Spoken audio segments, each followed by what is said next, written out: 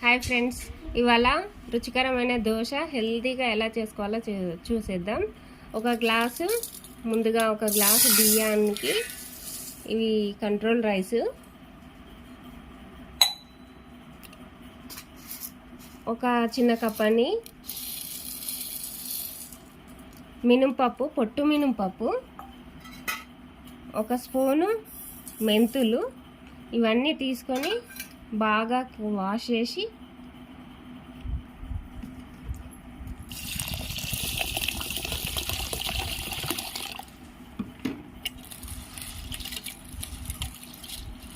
శుభ్రంగా కడుక్కోవాలి. శుభ్రం చేసిన వాటిలో తగినన్ని వాటర్ పోసుకొని 12 గంటలు లేదా ఒక రాత్రంతా చక్కగా నాననివ్వాలి. చూడండి ఫ్రెండ్స్, దోశ కోసం ప్రిపేర్ చేసుకున్న బియ్యము, మెంతులు, ఈ మినపప్పు, పొట్టు మినపప్పు కూడా మంచిగా నానిపోయింది ఒక 5 గంటల తర్వాత. ఇప్పుడు మిక్సీకి వేసేసుకుంటే సరే. చూడండి ఫ్రెండ్స్, బ్యాటర్ ప్రిపేర్ అయిపోయింది.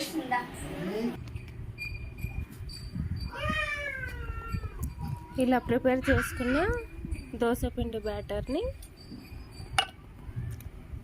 ఒక నైట్ మొత్తం ఓవర్ నైట్ ఉంచాలి, లేదా 12 గంటలు అలానే ఉంచాలి. మరుసటి రోజు తర్వాత పిండి చూడండి, దోశ పిండి ఎంత బాగా పులిసిందో. ఇది ఇంకా పొట్టు మినపప్పు కాబట్టి చాలా బాగా పులిసింది. దీనికి తగ్గట్టుగా టేస్ట్ కోసం సాల్ట్, కొన్ని వాటర్ వేసి బ్యాటర్ అనేది చాలా దోశ వేసేయడానికి వీలుగా అయ్యేటట్టుగా కలుపుకోవాలి పిండిని. ఇలా దోశ బ్యాటర్ చక్కగా జారుగా కలుపుకున్నాను. పెనం వేడయ్యాక దోశ బ్యాటర్ తీసుకొని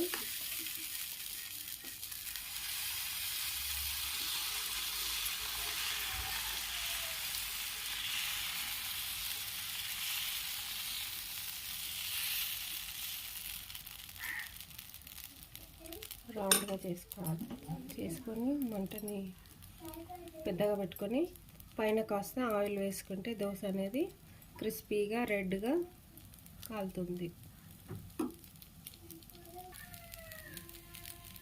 చూడండి, దోశ పొట్టు మినపప్పు కాబట్టి వైట్గా రాకుండా, మీకు నేను ప్లెయిన్ దోశనే చూపిస్తున్నాను, వైట్గా రాకుండా కొంచెం గ్రీనిష్గా వచ్చింది,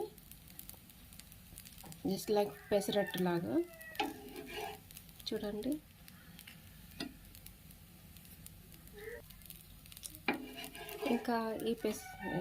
ఇంకా ఈ దోశను మనం పల్లి చట్నీతో సర్వ్ చేసుకొని తింటే ఎంతో రుచికరమైన టేస్టీ హెల్దీ దోశ